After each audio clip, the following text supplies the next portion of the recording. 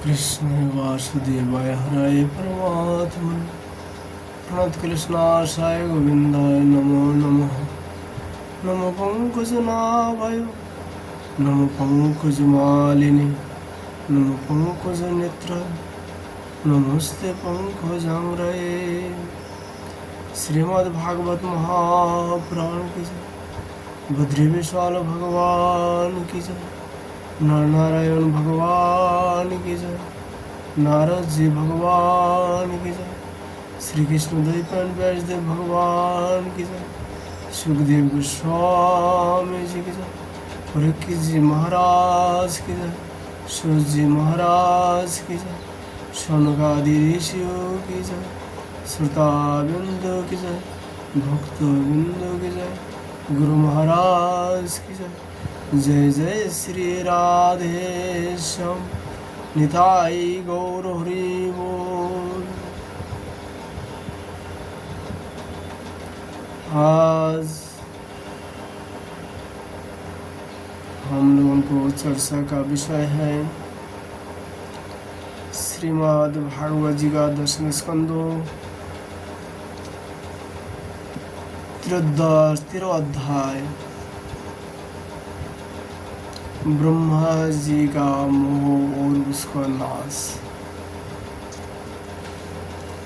श्री शुवाच साधु पृष्ठां महाभागवत्वा भागवत उत्तम जन्नुतानयो शिष्य श्रवणन्नोपि कथं हो। श्री सुखदेव जी कहते हैं, परीक्षित तुम बड़े भाग्यवान हो। भगवान की प्रेमी भक्त में तुम्हारा स्थान श्रेष्ठ है, तभी तो तुमने इतना सुंदर प्रश्न किया है। यूँ तो तुम्हें बार बार भगवान की लीला कथाएं सुनने की मिलती है, फिर भी तुम उनके संबंध में प्रश्न करके उन्हें और भी सरोष और भी नूतन बना देते हो। रसिक संतों की वाणी कान और हृदय भगवान की लीलाओं के गान श्रवण और चिंतन के लिए ही होते हैं। उनका यह स्वभाव ही होता है कि वे क्षण प्रतिक्षण भगवान की लीलाओं को अपूर्व रसमयी और नित्य नूतन अनुभव करते हैं। ठीक वैसे ही जैसे लंपोट पुरुषों को स्त्रियों की चर्चा में नया नया रस जान पड़ता है। परीक्षित तुम एकाग्र हो चित्त से श्रवण करो। यद्यपि भगवान की यह लीला अत्यंत रहस्यमयी है, फिर भी मैं तुम्हें सुनाता हूँ, क्योंकि दयालु आचार्यगण अपने प्रेमी शिष्य को गुप्त रहस्य भी बतलाया देते हैं।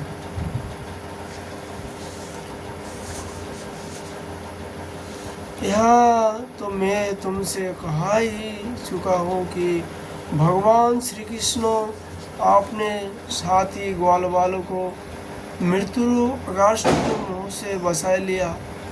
इसके बाद वे उन्हें जमुना के पुलिन पर ले आए और उनसे कहने लगे, मेरे प्यारे मित्रों, जमुना जी का यह पुलिन अत्यंत रमणीय है। देखो तो सही, यहाँ की बालू कितनी कोमल और स्वच्छ है। हम लोगों के लिए खेलने की तो यहाँ सभी सामग्री विद्यमान है। देखो, एक और रंग बिरंगे कमल खिले हुए हैं और उनकी सुगंध से खिसकर भौरे गुंजार कर रहा है।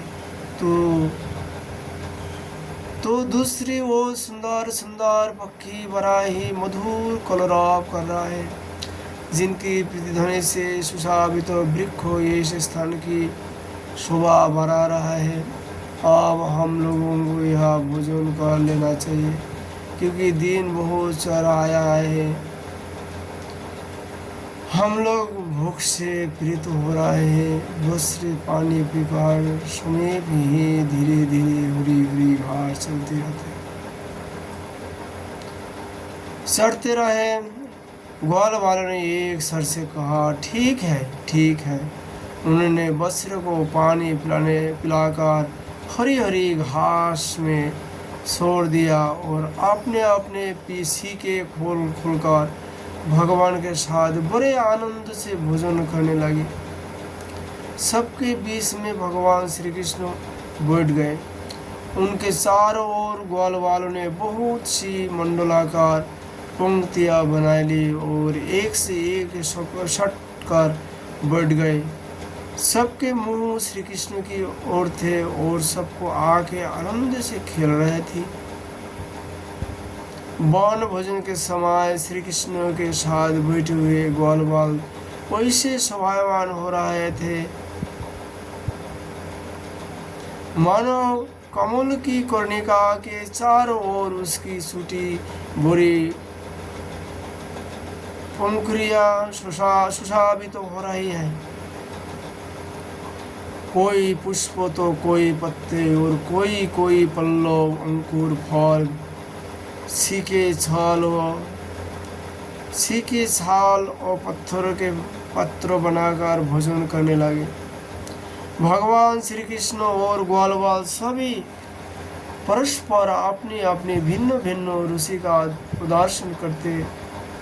कोई किसी को हंसा देता तो कोई स्वयं ही हंसते हंसते लोटपोट हो जाता। इस प्रकार वे सब भोजन करने लगा।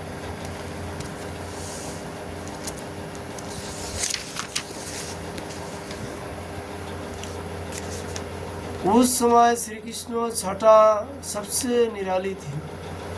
उन्होंने मुरलियों को तो कमर की फेट में आगे की ओर खोस लिया था। सिंगी और वेद बगल में दबाई लिए थे। बाएं हाथ में बड़ा ही मधुर घृत मिश्रित दही भात का ग्रास था और अंगुलियों में अदरक, नींबू आदि के आचार मुरब्बे दबाए रखे थे। ग्वाल वाल उनकी चारों ओर से घेर कर बैठे हुए थे और वे स्वयं सबके बीच में बैठकर अपनी विनोद भरी बातों से अपने साथी ग्वाल वालों को हंसाते जा रहा था। जो समस्त जगों के एकमात्र भोक्ता है वे ही भगवान ग्वाल वाल के साथ बैठकर इस प्रकार बाल लीला कर रहा है। बाल लीला करते हुए भोजन कर रहे थे और स्वर्ग के देवता आश्चर्यचकित होकर यहाँ अद्भुत लीला देख रहे थे।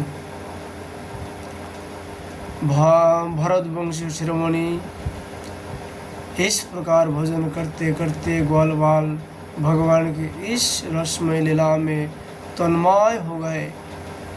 उसी समय उनके बसरे हरी हरी घास के लालच से घोर जंगल में बड़ी दूर निकाल गए। जब ग्वाल बाल का ध्यान उस ओर गया तब तो वे भयभीत हो गए। उस समय अपने भक्तों के भय को भगा देने वाले भगवान श्री कृष्ण ने कहा, मेरे प्यारे मित्रों, तुम लोग भोजन करना बंद मत करो, मैं अभी बसरों को ले आता हूँ। ग्वाल वालों से इस प्रकार कहकर भगवान श्री कृष्ण हाथ में दही भात का कोर लिए हुई पहाड़ों, गुफाएं, कुंजों एवं अनन्य भयंकर स्थान में अपने तथा साथियों को बसरों को ढूंढने चले गए। परीक्षित ब्रह्मा जी पहले से ही आकाश में उपस्थित थे। प्रभु के प्रभाव से अगासुर का मुख देखकर उन्हें बड़ा ही आश्चर्य हुआ। उन्होंने सोचा कि लीला से मनुष्य बालक बने हुए भगवान श्री कृष्ण की कोई और मनोहर महिमामयी लीला देखनी चाहिए। ऐसा सोचकर उन्होंने पहले तो बसरे को और भगवान श्री कृष्ण के चले जाने पर ग्वाल वालों को भी अन्यत्र ले जाकर रख दिया और स्वयं अंतर्धान हो गए। अत्यंत बेजोर कमल की तो संतान है। भगवान श्री कृष्ण बसरे न मिलने पर जमुना जी की पुलिन पर लौट आए, परंतु यह क्या देखते हैं कि ग्वाल बाल भी नहीं है। तो अब उन्होंने वन में घूम घूमकर चारों ओर उन्हें ढूंढा, परंतु जब ग्वाल बाल और बसरे उन्हें कहीं ना मिले, तो वे तुरंत जान गए कि यह सब ब्रह्मा जी का करतूत है। वे तो सारे विश्व के एकमात्र ज्ञाता। अब भगवान श्री कृष्ण ने बसरे और ग्वाल बालों की माताओं को तथा ब्रह्मा जी को भी आनंदित करने के लिए अपने आप को ही बसरे और ग्वाल बालों दोनों के रूप में बन लिया, क्योंकि वे ही तो संपूर्ण विश्व के कर्ता सर्वशक्तिमान ईश्वर है। सुखदेव जी कहते हैं, परीक्षित, वे बालक और बसरे संख्याओं में जितने थे, जितनी छोटी छोटी उनके शरीर थे, उनके हाथ पैर जैसे जैसे थे, उनके पास जितनी और जैसे सरिया सिंगी बांसुरी पत्ते और सीकी थे जैसे, और जितने वस्त्र भूषण थे, उनके शील स्वभाव गुण नाम रूप और अवस्थाएं जैसी थी। जिस प्रकार वे खाते पीते और चलते थे, ठीक वैसे ही और इतनी ही रूप में सर्वस्वरूप भगवान श्री कृष्ण प्रकट हो गए। उस समय यह संपूर्ण जगत विष्णु रूप है। यह वेदवाणी मानव मूर्तिमती होकर प्रकट हो गई। सर्वात्मा भगवान स्वयं ही बसरे बन गए। स्वयं ही ग्वाल बाल अपने आत्मस्वरूप बसरे को अपने आत्मस्वरूप ग्वाल बालों के द्वारा घेर कर अपने ही साथ अनेकों प्रकार के खेल खेलते हुए उन्होंने ब्रज में प्रवेश किया। सुखदेव जी कहते हैं, परीक्षित, जिस ग्वाल बाल के जो बसरे थे, उन्हें उसी ग्वाल बाल के रूप में अलग अलग ले जाकर उसकी बाखुल में घुसाई दिया और विभिन्न बालों के रूप में उनके भिन्न भिन्न घर में चले गए। ग्वाल बालों की माताएं बांसुरी की तान सुनती ही जल्दी से दौड़ आई। ग्वाल बाल बने हुए परम ब्रह्म श्री कृष्ण को अपने बच्चे समझकर हाथ से उठाकर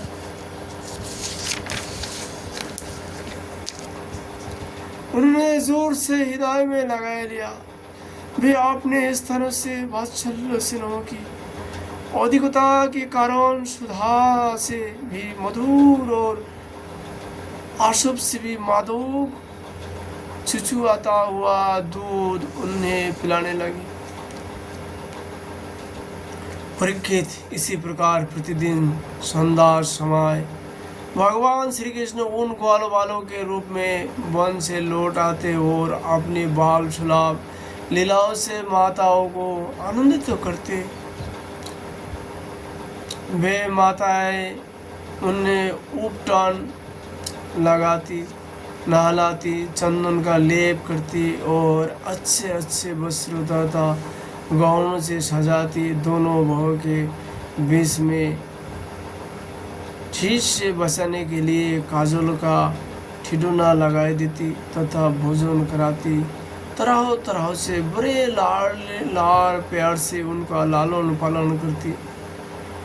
ग्वालियों के समान गौएं भी जब जंगल में से चरकर जल्दी जल्दी लौटती और उनकी हुंकार सुनकर उनके प्यारे बसरे दौड़कर उनके पास आ जाती, तब वे बार बार उन्हें अपनी जीभ से चाटती और अपना दूध पिलाती।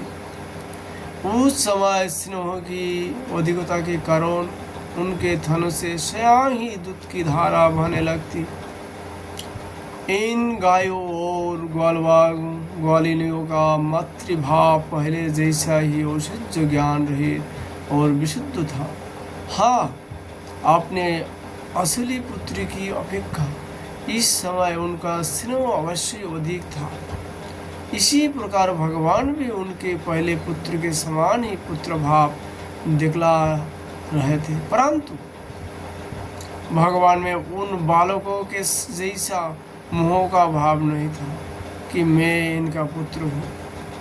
अपने अपने बालकों के प्रति ब्रजवासियों की स्नेहलता दिन प्रतिदिन 1 वर्ष तक धीरे धीरे बढ़ती ही गई। यह तक कि पहले श्री कृष्ण में उनका जैसा असीम और अपूर्व प्रेम था, वैसे ही अपने इन बालकों के प्रति भी हो गया। इस प्रकार सर्वात्मा श्री कृष्ण बस्रे और ग्वाल बालों के बहाने गोपाल बनकर अपने बालों को रूप से वत्स रूप का पालन करते हुए 1 वर्ष तक वन और गोष्ठ में क्रिया करते रहे। जब 1 वर्ष पूरा होने में 5-6 रातें शेष थी, तब एक दिन भगवान श्री कृष्ण बलराम जी के साथ बासुरों को चराते हुए वन में गए। उस समय गोए गोवर्धन की चोटी पर घास चर रही थी। वहां से उन्होंने ब्रज के पास ही घास चरते हुए बहुत दूर अपने बासुरों को देखा। बासुरों को देखते ही गो का वात्सल्य स्नेह उमार आया। वे अपने आप की शुद्ध बुद्ध खो बैठी और ग्वालों के रोकने के कुछ भी परवाह ना कर जिस मार्ग से वे ना जा सकते थे, उसी मार्ग में हुंकार करते हुए बड़े वेग से दौड़ पड़ी। उस समय उनके थानों से दूध बहता जाता था और उनकी गर्दनें सिकुड़ कर दिल से मिल गई थी। वे पूछ तथा सिर उठाकर इतनी वेग से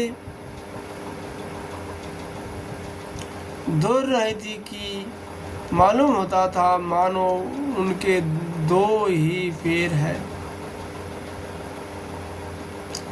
जिन गऊ के और भी बसरे हो चुके थे, वे भी गोवर्धन के नीचे अपने पहले बसरों के पास दौड़ आई और उनने स्नेहवश अपने आप बहता हुआ दूध पिलाने लगे।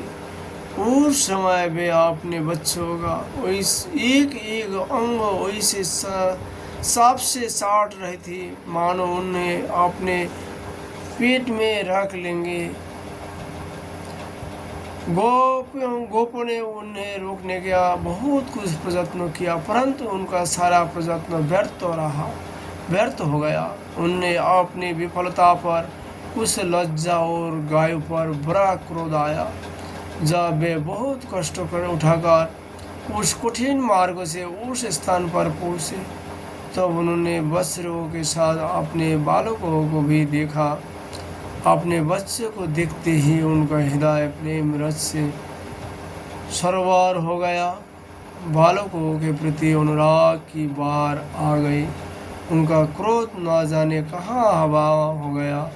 उन्होंने अपने बालकों को गोद में उठाकर हृदय से लगा लिया और उनका मस्तक सुनकर अत्यंत आनंदित हुए। बूढ़े गऊ को अपने बालकों के आलिंगन से परम आनंद प्राप्त हुआ। वे निहाल हो गए।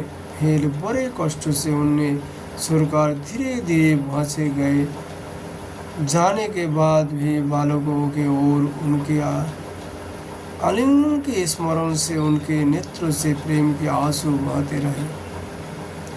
बलराम जी ने देखा कि ब्रजवासी गोप गोए और ग्वालियों की उन संतानों पर भी जिन्होंने अपनी माँ का दूध पीना छोड़ दिया था, खंड प्रतिखंड प्रेम संपत्ति और उसके अनुरूप उत्कंठा बढ़ते ही जा रहे हैं। तब वे विचार में पड़ गए क्योंकि उन्हें इसका कारण मालूम नहीं था।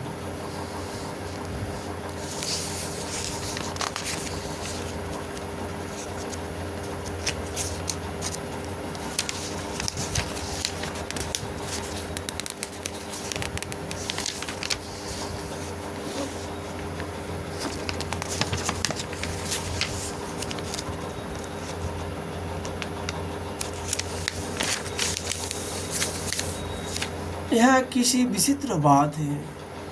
सर्वात्मा श्री कृष्ण में ब्रजवासियों का और मेरा जैसा अपूर्व स्नेह है, वैसे ही इन बालकों और बसरे पर भी बढ़ता जा रहा है। यह कौन सी माया है, कहाँ से आई है? यह किसी देवता की है, मनुष्यों की है, अथवा असुरों की? परंतु क्या वैसा भी संभव है? नहीं नहीं, यह तो मेरे प्रभु की ही माया है, और किसी की माया में वैसा समर्थ नहीं जो मुझे भी मोहित कर ले। बलराम जी ने वैसा विचार करके ज्ञान दृष्टि से देखा तो उन्हें वैसा मालूम हुआ कि इन सब वस्त्र और ग्वाल वालों के रूप में कि वो श्री कृष्ण दिखाई पड़ा। तब उन्होंने श्री कृष्ण से कहा, भगवान, ये ग्वाल वाल और वस्त्र ना देवता है और ना तो कोई ऋषि है। इन भिन्न भिन्न रूप का आश्रय लेने पर भी आप अकेले इन रूप में प्रकाशित हो रहा है। कृपया स्पष्ट करके थोड़े में ही यह बतला दीजिए कि आप इस प्रकार वस्त्र बालक सिंगी रस्सी आदि के रूप में अलग अलग क्यों प्रकाशित हो रहा है। तो भगवान ने ब्रह्मा जी को सारी करतूत सुनाई और बलराम जी ने सब बात जान ली। सुखदेव जी कहते हैं, परीक्षित, तब तक ब्रह्मा जी ब्रह्मलोक से ब्रज में लौट आए हो। उनके कालमान से अब तक केवल एक त्रुटि, जितनी देर में तीखी सुई से कमल की पोखरी सीधे जाते हैं,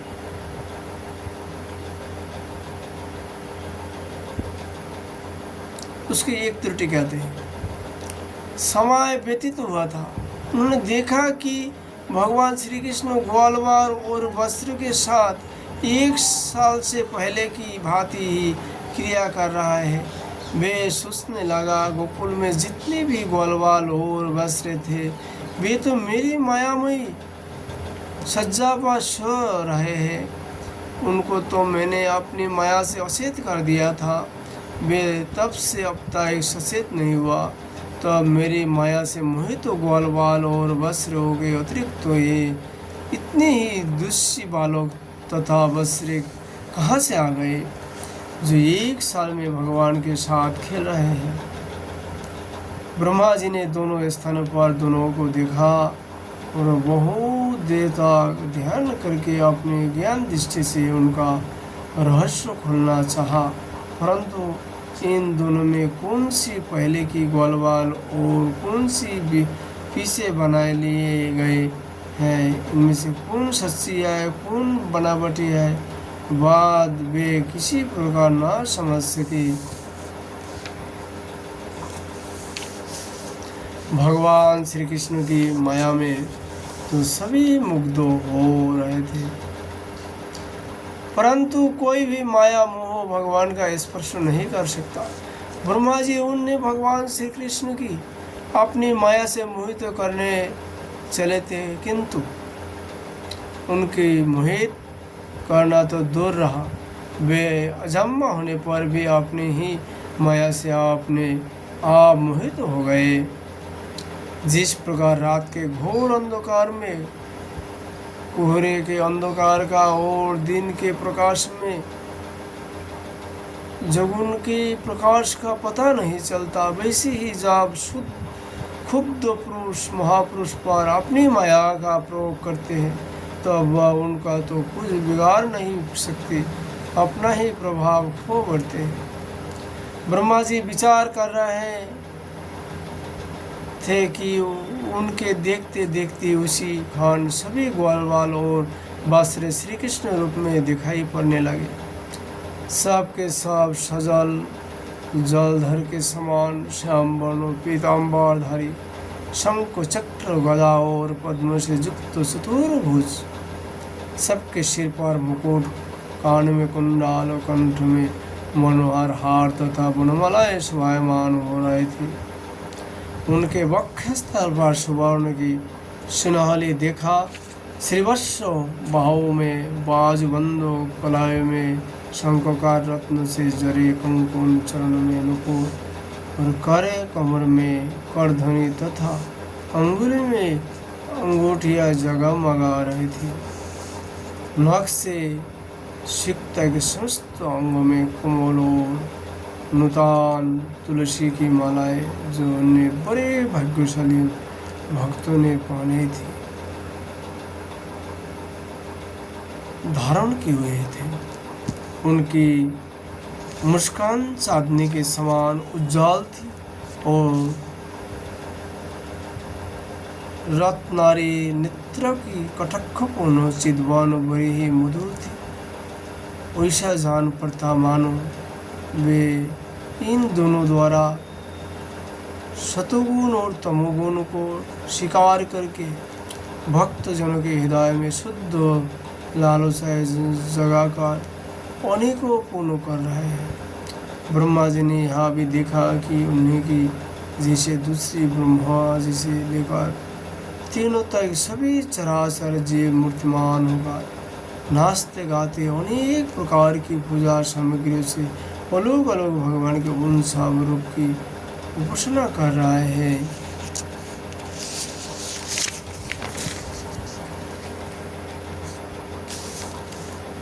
उन्हें अलग अलग अनिमा महिमा आदि सिद्धियाँ, माया विद्या आदि विभूतियाँ और महतत्व आदि 24 तत्व चारों ओर से घिरे हुए थे। प्रकृति में क्षोभ उत्पन्न करने वाला काल, उसका परिणाम, कारण, स्वभाव, वासनाओं को जानने वाला संस्कार, कामनाएं, कर्म, विषय और फल, सभी मूर्तिमान होकर भगवान के प्रत्येक रूप की उपासना कर रहे हैं। भगवान की सत्ता और महातत्व के सामने उन सभी की सत्ता और महत्ता अपना अस्तित्व खो बैठी थी। ब्रह्मा जी ने यह भी देखा कि वे सभी भूत, भविष्य और वर्तमान काल के द्वारा सीमित नहीं है। तिलक अवधि तो सत्य है, वे सब के सब स्वयं प्रकाश केवल अनंत आनंद स्वरूप है।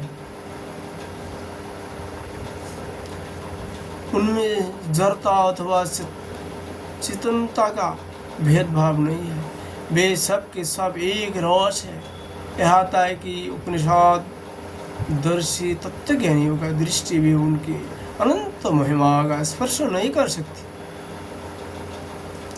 इस प्रकार ब्रह्मा जी ने एक साथ ही देखा कि वे सब के सब उन परम ब्रह्म परमात्मा श्री कृष्ण को ही स्वरूप है, श्री कृष्ण की ही स्वरूप है, जिनकी प्रकाश से यह सारा सरासर जगत प्रकाशित हो रहा है। यह अत्यंत आश्चर्यमय दृश्य देखकर ब्रह्मा जी तो चकित रह गए। उनकी 11 इंद्रिया, 5 कर्म इंद्रिया, 5 ज्ञानेन्द्रिया और 1 मन, यह 11 क्षुब्ध एवं स्तब्ध रह गई। वे भगवान के तेज से तेज निस्तेज होकर मौन हो गए। उस समय वे वैसे स्तब्ध होकर खड़े रह गए मानो ब्रज के अधिष्ठात्री देवताओं के पास एक पुतली खड़ी हो। परीक्षित, भगवान का स्वरूप तर्कों से परे है, उसकी महिमा साधारण है। वह स्वयं प्रकाश आनंद स्वरूप और माया से अतीत है। वेदांत भी साक्षात रूप से उसका वर्णन करने में असमर्थ है। इसलिए उनसे भिन्न का निषेध करके आनंद स्वरूप ब्रह्म का किसी प्रकार कुछ संकेत करता है। यद्यपि ब्रह्मा जी समस्त विद्याओं के अधिपति है, तथापि भगवान के दिव्य स्वरूप को वे तनिक भी ना समझ सके कि यह क्या है। यहाँ तक कि वे भगवान की उन महिमामय रूपों को देखने में भी असमर्थ हो गए। उनकी आँख मूंद गई। भगवान श्री कृष्ण ने ब्रह्मा के इस मोह और असमर्थता को जानकर बिना किसी प्रयास से तुरंत अपनी माया का पर्दा हटा दिया।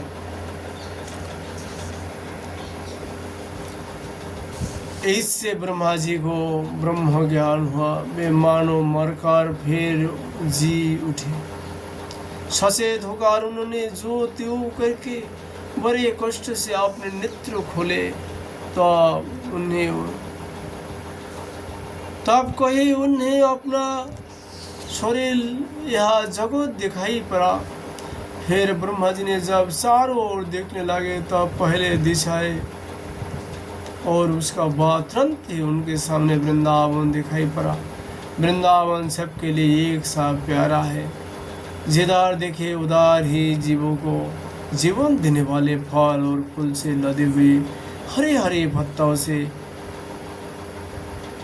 लौलाते हुए वृक्षों की पाते शोभा पा रही है।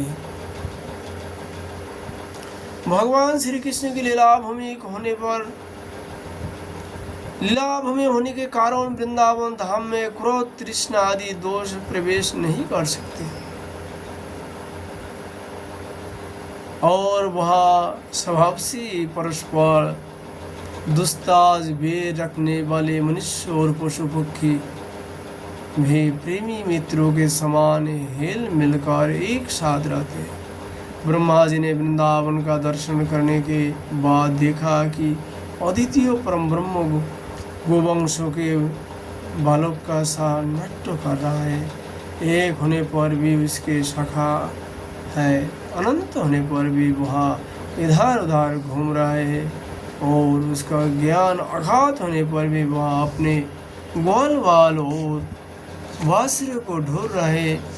ब्रह्मा जी ने देखा कि जैसे भगवान श्री कृष्ण पहले अपने हाथ में दोही भात का कोड़ लिए उन्हें ढूंढ रहे थे, वैसे आप भी अकेले ही उनकी खोज में लगे हैं।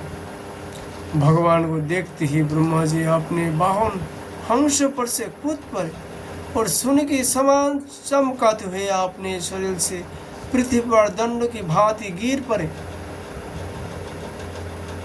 उनने अपने चारों मुकुट के अग्रभाग से भगवान के चरण कमलों का स्पर्श करके नमस्कार किया और आनंद की आंसुओं की धारा से उन्हें नहला दिया।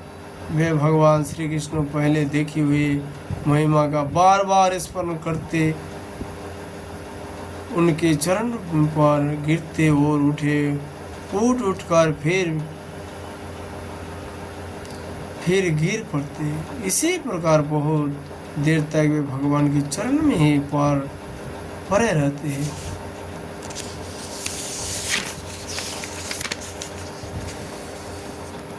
फिर धीरे धीरे उठे और अपने नेत्र के आंसू पूछे। प्रेम और मुक्ति के एकमात्र उद्गम भगवान को देखकर उनका सिर झुक गया। वे कांपने लगे, अंजलि बंद कर बड़ी नम्रता और एकाग्रता के साथ गदगद वाणी से भगवान की स्तुति करने लगे। इति श्रीमद्भागवत महापुराण पारमहंस संहिता दशम स्कंदे पूर्वार्धे त्रयोदश अध्यायो विश्राम। राधे राधे। श्रीमद्भागवत जी का कथा आज हम लोग यही विश्राम करता हूँ। राधा माधव जी का कृपा होने पर फिर हम लोग चर्चा करने का प्रयास करूँगा। जय श्री कृष्ण।